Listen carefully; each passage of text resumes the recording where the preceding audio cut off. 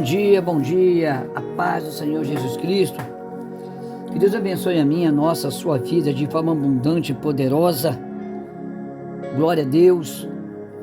Nós estamos batendo um papo, conversando, trocando uma ideia, dialogando, buscando os princípios bíblicos para uma revisão de vida, para a necessidade de nós revermos. Nós temos que entender que a vida, enquanto estamos aqui, não é como o mundo diz, né? Um eterno aprendizado. Porque na glória chegaremos à plenitude de toda a perfeição, no corpo glorificado que receberemos da parte do nosso Deus, como promessa. Mas enquanto vivemos na terra, se eu viver 120 anos, 110 anos, 90 anos, 50 anos, 80 anos, eu estarei aprendendo. Eu preciso fazer revisão de vida. Por que preciso fazer revisão de vida? Vamos ver a Bíblia. O povo sempre foi obrigado a fazer revisão de vida. Vai no livro de Juízes. Você vai ver que toda vez que o povo estava bem, tinha aprendido o dever de casa, feito as lições direitinho, havia paz, prosperidade. Períodos de 40, de 80 anos de paz, que foi o maior período que Israel conseguiu viver de paz, foi um período de 80 anos, através de um juiz chamado Eude, e através dos reinados de Davi e seu filho Salomão. Ainda mais foram 40, 30, 25 anos, 1 ano. Mas toda vez que o povo parece que regredia, parece que desaprendia, havia queda espiritual, política, financeira e moral. E então havia dor, sofrimento e aflição. Vai vendo a história dos reis do Reino Unido e reis do reino separado. Quando as tribos se separaram, 10 para um lado e 2 para o outro, quando as tribos estavam juntas, todos os juízes, o livro de Juízes, todos os reis que reinaram, os juízes que governaram, quando estava tudo certo, amém, quando estava tudo errado, fala, e fizeram o que era mal perante os olhos do Senhor. Então, bum, uma notícia ruim. Aí Deus restaurava, o sofrimento fazia o povo rever os conceitos, o povo rever os seus princípios e conceitos morais, sentimentais e espirituais, e voltar à essência de uma vida de união com o Pai Divino. Pronto. Isso aí já é prova. Eu poderia falar de Moisés, que viveu 3 períodos de 40 anos totalmente diferentes uns dos outros, mas que forjou o caráter de um homem que precisava ser forjado de uma forma muito poderosa para cumprir a missão e ser quem Deus queria que ele fosse nessa missão. A necessidade da revisão de vida, ela está na vida de qualquer ser humano, seja ele o que for nessa terra, pastor, bispo, apóstolo, papa, guru, seja quem for, um grande e renomado professor, um universitário, acadêmico, um grande e renomado acadêmico, filósofo, a vida ela exige revisões, rever, porque nós temos essa tendência geneticamente moral falando sobre nossas vidas. E nós estamos nessa revisão de vida porque é necessário. Se você não fizer por bem, vai acontecer fatos que vai te obrigar a rever a vida e entender. E às vezes da pior forma possível. Sendo que existe caminhos melhores para se aprender com menos sofrimento. Deus não vai isentar nenhum ser humano de viver com sofrimentos. O sofrimento está ligado ao que Salomão dizia. O coração do sábio é mais inclinado à casa onde há luto, onde há dor e sofrimento, do que a casa onde há festa e banquete. Porque onde há festa e banquete não há ponderação, não há meditação, não há reflexão genuína, sincera e verdadeira. Mas onde há luto, há reflexão. É melhor ver a voz de choro do sábio que está na casa do luto do que a voz do cantarolar alegre dos tolos na casa onde há banquete. É forte. E nós perguntamos ontem: está disposto? Você se compromete a sair da negação?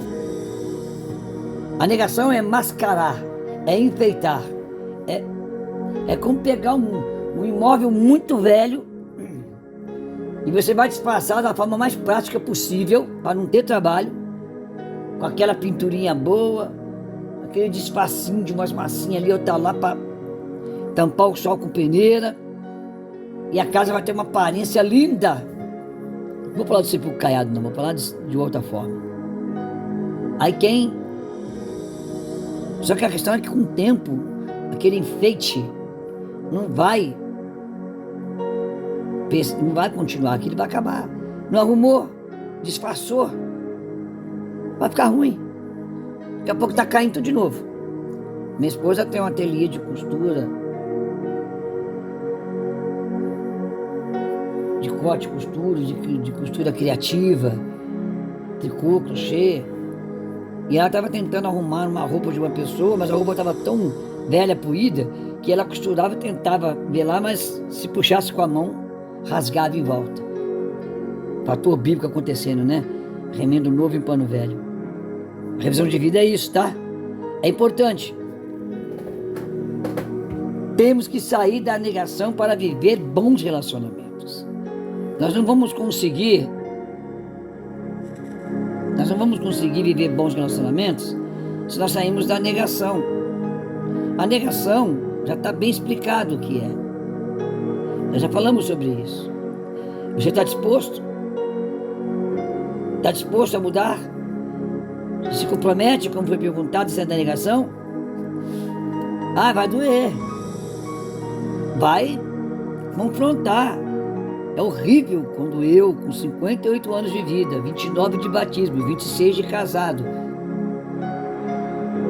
vou pôr aí, para não aumentar, né? Não deve se nem inventar nem aumentar. Então vou pôr aí, bem por baixo para ser honesto, sem acrescentar nada. 20 anos literários, dia a dia, seguido na ministração da palavra de Deus. É ruim eu ouvir, com toda a experiência que eu conquistei e ganhei, que eu preciso rever os meus conceitos, o que penso, como penso, rever o que faço, o que falo, o que entendo. E às vezes é a casa do luto e a dor, é o sofrimento que me faz entender que eu estou errado. Porque se tudo estiver bem, eu vou ter a impressão que eu também estou bem por dentro, não tem que mudar nada. Por isso que Deus não vai privar ninguém do sofrimento. Israel caía, nos contextos bíblicos, sempre depois de um longo período de paz, um longo período de prosperidade, um longo período de aparente vida espiritual, top 10. Mas quando vinha a queda, Israel era deparado com um espelho que refletia o interior e percebiam que estavam vivendo um estado miserável moralmente, mas não sabiam. Que Deus tem misericórdia de nós, mas louve a Ele que Ele está falando. Vamos sair. Olha, esconder sentimentos, você esconder as suas realidades sentimentais, você esconder, porque você esconde de você mesmo, sabia? Nós temos 3 aspectos psicológicos ligados à mente, que é o consciente, o subconsciente e temos, por fim, o inconsciente. Consciente, subconsciente e o consciente. O consciente é o que eu digo, é o que eu acho, é o que eu penso, é o que eu estou dizendo que eu sou. O consciente é o que eu penso, é o que eu digo, é o que eu mostro para todo mundo, o que eu tenho, o que eu posso. É o consciente. O consciente é aquilo que eu quero ser, é aquilo que eu digo que eu sou. Independente da realidade, dizer o que é mentira, o que é falso, o que é verdadeiro, eu crio no meu consciente o que eu quero. Então eu sou o que o meu consciente diz. O subconsciente, ele é o ponto do conflito entre o que é real e o que é irreal. Quando no meu subconsciente é revelado que é irreal o que o meu consciente está dizendo sobre mim, e eu vi uma matéria sobre o que o meu consciente fala para mim, 90% é mentira, porque eu tenho a tendência, é uma ferida aberta, você quer esconder ela, quer proteger ela de todas as formas.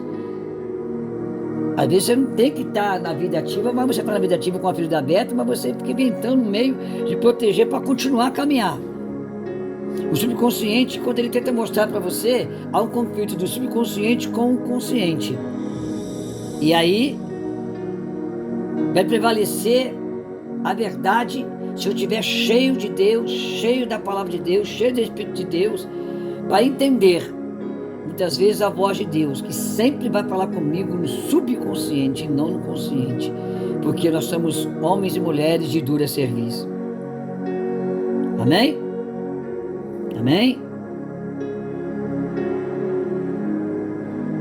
Pedro fala um pouco sobre isso, uma palavra um pouco diferenciada, mas é sobre isso. Ela é em 1 Pedro 19, prometendo-nos liberdade. Jesus está nos prometendo liberdade. Eles mesmos, quer dizer, o povo, o ser humano, são escravos da corrupção interior, a corrupção do gênero moral humano. Pois o homem é escravo daquilo que o domina. O que me domina é o desfecho final, é o meu consciente. Porque tudo que me desagradar, meu subconsciente vai avisar, está nele. Mas o meu consciente não vai aceitar, a não ser que eu esteja em Cristo, a não ser que eu esteja firmado na palavra e pronto para ser confrontado. Aí o que acontece?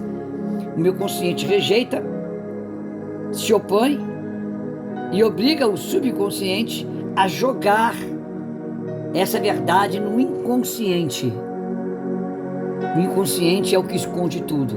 O inconsciente é o depósito das verdades que ficaram ocultadas, abafadas, silenciadas e caladas. E o consciente vai ficando cheio dessas coisas que não é verdade, cheio dessas coisas que não poderia estar ali, que teria que explodir para fora. E sabe o que acontece? Todo este leque, essa linha de doenças psicológicas, doenças psiquiátricas, essas doenças emocionais, essas doenças sentimentais, chegando a níveis muitas vezes tristemente desastrosos. É isso aí. Sai da negação e vive relacionamentos. O seu subconsciente, através do Espírito Santo, porque o subconsciente está mais ligado à alma e ao coração, e aí o subconsciente quer te mostrar a verdade, quer te levar, aí Deus quer te levar à casa do luto, para que haja reflexão, para que haja um despertamento. Você dê aquele bum bum, nossa, eu estava mentindo para mim mesmo, eu não estava bem, eu estava mal. É onde nós vemos pessoas renomadas, líderes religiosos, gurus espirituais cometerem suicídios, pessoas que pareciam tão centradas, de personalidades tão formadas, de caráter tão aprimorado, de repente se tornarem um poço de depressão, angústia e decepção, cometerem suicídios, pastores, casamentos que eram tão belos e lindos, famílias que eram tão unidas e lindas, e inexplicavelmente aquilo ruiu, aquilo bum, explodiu, porque não confrontamos a nossa realidade, resistimos ao subconsciente, forçando essas coisas ir para o inconsciente, fazendo do nosso inconsciente o depósito das coisas ruins. Sabe o que é coisa ruim? É a verdade ocultada, é a verdade abafada, é a verdade amordaçada, é não permitir que a voz da verdade fale conosco. E você começa então a ter uma vida espiritual negativa, uma vida espiritual falsa e mentirosa, como é a sua vida muitas vezes, a minha vida muitas vezes, e a verdade que é Cristo, a verdade que é próprio Cristo em nossas vidas é abafado, então vai tudo para o inconsciente e se tornamos seres deprimentes. Então vamos lá, vamos parar de esconder esses sentimentos de negação, esses sentimentos que estão nos congelando. Congela nossas emoções, não deixa a evolução emocional em Cristo. Não deixa a nossa evolução espiritual em Cristo a crescer. E isso vai prejudicando. Aí os nossos sentimentos vão ficando sentimentos fracos, vazios, limitados. Vamos contar com Jesus e vamos, aleluias, deixar Ele agir. Vamos deixar Ele agir. Ele nos criou para a liberdade. Qual é o seu maior problema?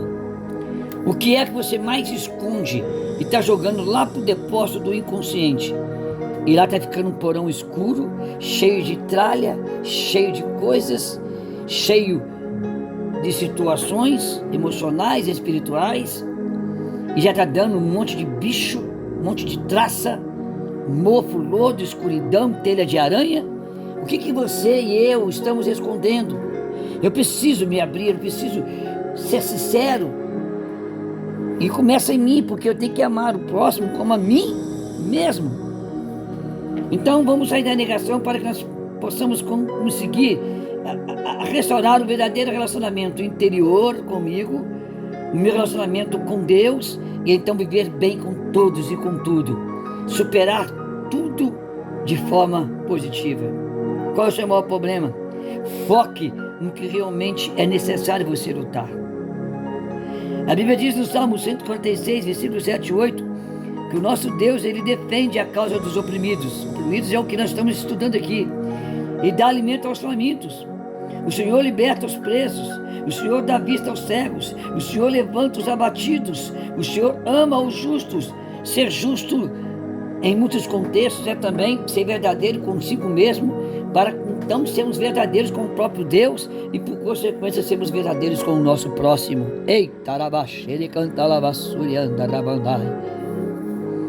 O que realmente é importante?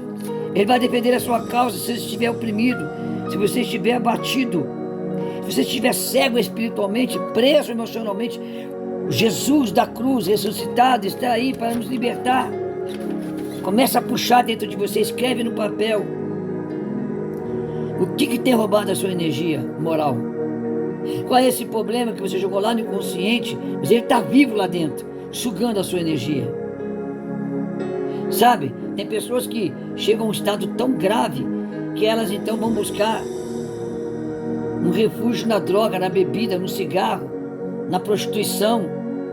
Muitas pessoas prostituem constantemente, porque estão tão desgastadas com suas energias, porque tem tanta coisa que tem que ser tirada do inconsciente, que está lá jogada sem solução. Você pode jogar coisa no inconsciente resolvida, solucionada por Cristo através do seu Espírito.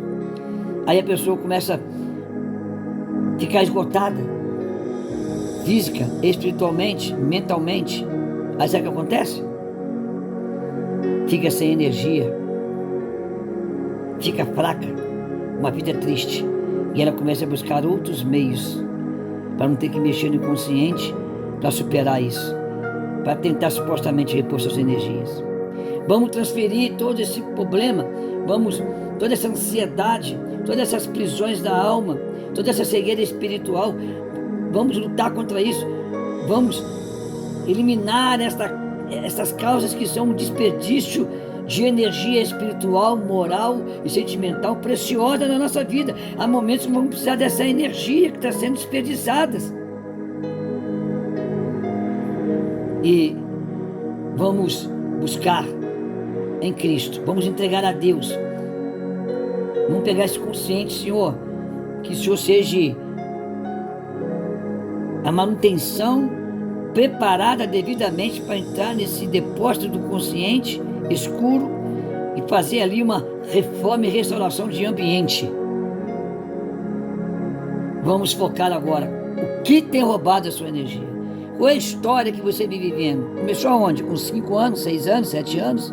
Começou aonde? Com 12 anos, com 17? Começou no relacionamento? Começou numa briga com o pai, com a mamãe? Começou um bate-boca verbal, onde palavras duras entraram no coração como uma faca de 2 gumes pontiaguda e feriu gravemente, te sangrou ao ponto de deixar você pálido, quase sem sangue?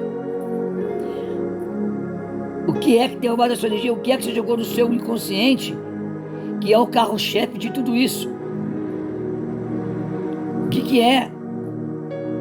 Então vamos lá, vamos encarar o fato de verdade. Vamos começar a falar com Deus. Não tem outro meio. Não adianta você querer buscar outro meio. Pode buscar psicólogo? Pode. Pode buscar psiquiatra? Pode. Mas se não buscar Deus, será incompleto. Será tudo temporário. Já dizia o sábio salmista no Salmo 113. Na sua aflição clamaram ao Senhor, no seu sofrimento, aflição, e Ele os salvou da tribulação em que se encontravam. Ele os tirou das trevas, da sombra mortal, e quebrou as correntes que os prendiam. Aflição, tribulação, trevas, sombra mortal.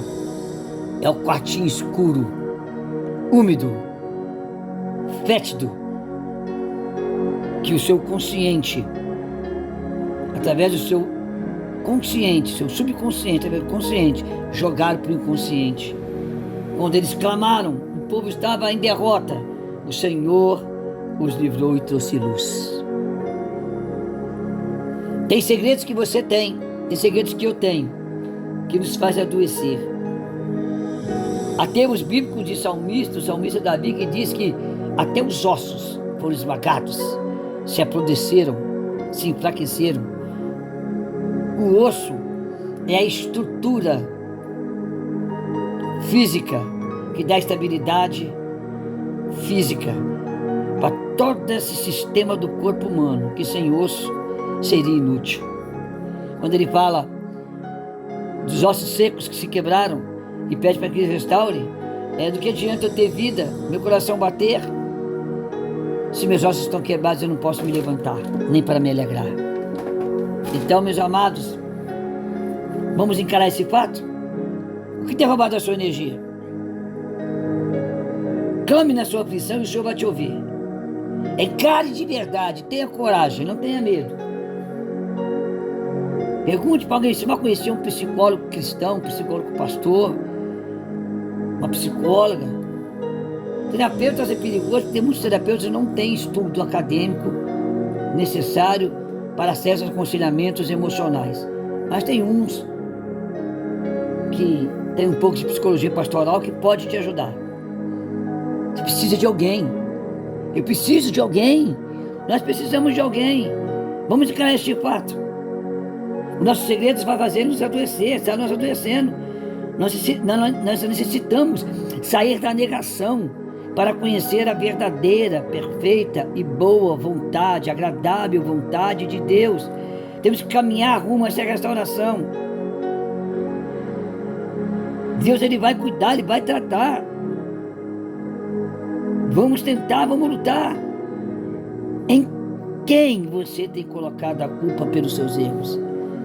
O primeiro passo para sair da negação é parar de jogar a culpa em alguém, em fatos, em situações, num período da história. Porque se Deus é por nós, quem será contra nós? Agindo Deus, quem impedirá? Porque para Deus não haverá impossível em todas as suas promessas. Quem poderá nos separar do amor de Cristo? Quem nos condenará? O problema é nós. Não é um período da história, não é um momento da história, não é uma derrota da história.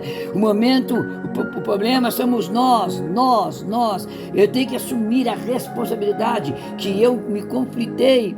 Meu consciente conflitou-se com o subconsciente, que jogou para o inconsciente e fez do inconsciente um depósito de lixo emocional, moral e espiritual, de decepções, que se tornou o cômodo no fundo da casa, lá no porão, naquele canto que a gente nem gosta de ir, e escondemos lá. Vamos tirar o foco da culpa das pessoas da história. Vai doer, hein? Agora começa a dor. Talvez você nem vai querer ouvir mais esses áudios, esses vídeos, esse trabalho. Encare de fato a verdade. E comece encarando isso com a pergunta: o que tem roubado a minha energia sentimental, moral e espiritual? Encare essa verdade começando com essa pergunta. E então, dê o segundo passo, que é: pare de colocar culpa sobre terceiros dos seus fracassos emocionais, espirituais, sentimentais, dos seus relacionamentos. Comece a assumir. Pega um pedacinho da história da sua vida para dizer: tudo está ruim com esse pedacinho. Porque Deus é o início, é o meio e é o fim. O que Ele começou, Ele está no meio e Ele vai terminar até o fim a sua história. E tudo que Deus começa, termina com vitória, termina com a honra e a glória do nome de Jesus Cristo, do sangue de Jesus Cristo sobre nossas vidas. Vamos começar? Deu para você entender? Deu para você entender? Amanhã, esperem que isso conseguir, eu vou continuar falando com vocês e vou dizer sobre trazer à luz o que está oculto. É isso aqui que vai começar a dor de verdade. Vamos pôr para fora, vamos ter que entrar lá no quartinho escuro do inconsciente e pegar a primeira coisa que foi lançada, que inaugurou esse quartinho escuro do inconsciente, e trazer à luz para me entender o que Deus está falando. Amém? Pai, eu quero orar por esta vida, porque eu estou aprendendo. O seu Espírito Santo, ó Deus, em nome de Jesus, está me ensinando aqui, está ministrando, está doendo em mim, está machucando, mas eu tenho que ir até o fim, eu não posso parar mais. E que todos que estão participando disso não parem, que esses vídeos sejam compartilhados ao máximo possível, porque pessoas precisam ouvir essa palavra simples, humilde, singela, mas cheia do poder da palavra, do Espírito, do ressurreto Jesus Cristo. Não temos fama, não temos nome, não somos influenciadores. Influenciador para mim só é um: Jesus Cristo, o Messias, o Nazareno, o Filho de Deus, o Galileu, o que vive e reina. E que esse influenciador venha me influenciar, a mim, meus amigos, irmãos, amigas e irmãs, para começarmos agora, porque vai doer. Vamos trazer à luz o que está oculto no quartinho escuro do inconsciente. Dá-nos vitória e nos ensina a buscar ajuda nas fontes ideais que realmente podem nos ajudar. Nos irmãos e irmãs que estudaram a psicologia humana e ainda conhecem a palavra e as escrituras, e a ciência da psicologia com a escritura, ela pode trazer cura total e plena.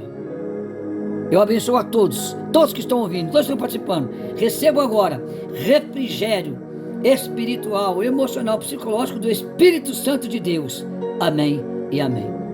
Glória a Deus. Irmãos, irmãs, eu peço, por favor, compartilhem, mostrem para as pessoas esse trabalho.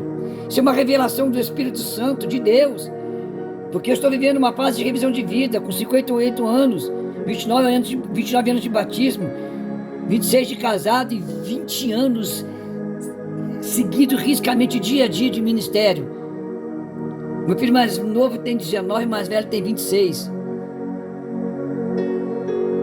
E eu quero compartilhar com você esse momento de revisão. E juntos seremos muito mais que vencedores por Cristo Jesus, que nos ama, nos amou e sempre nos amará. E o poder da misericórdia que gerou a graça estará sobre nossas vidas. Seja uma fonte de bênção, levando este vídeo às pessoas que precisam, como eu preciso, como você precisa, como a minha família precisa, como a sua família precisa. Que assim seja. Em nome de Jesus Cristo. Amém. Eita, Deus grandão. Compartilhe, se inscreva no meu canal, façam comentários, dê um like. Façam isso, me ajudem. Muito mais do que me dar uma oferta, você pode me ajudar também, ajudando a divulgar esse trabalho no meu canal. São quase 200 vídeos que estão lá, de todos os tipos e aspectos, para todos os gostos, dentro da palavra. Me ajude aí, contribua com o meu ministério, contribua com esse chamado que Deus me deu, que é para nos abençoar. Precisar de mim, nas minhas redes sociais, Facebook, Instagram, no YouTube, você vai achar meu telefone, meu zap, 32 999 876377. Me procure, porque Deus é bom. Nós vamos orar, conversar, chorar, compartilhar o que Deus tem para nós. Estou aqui para servir a Deus, e eu sou seu conservo através da vontade divina de Deus, para lhe ajudar e também ser ajudado. Porque com a medida que eu estou medindo, eu também serei medido. E você é uma fonte de bênção, e eu quero te ajudar para também ser abençoado por você como fonte de bênção. E assim juntos seguiremos para a eternidade com nosso Jesus. Amém. Eita, Deus grandão. Medite um pouco. Fale com Deus.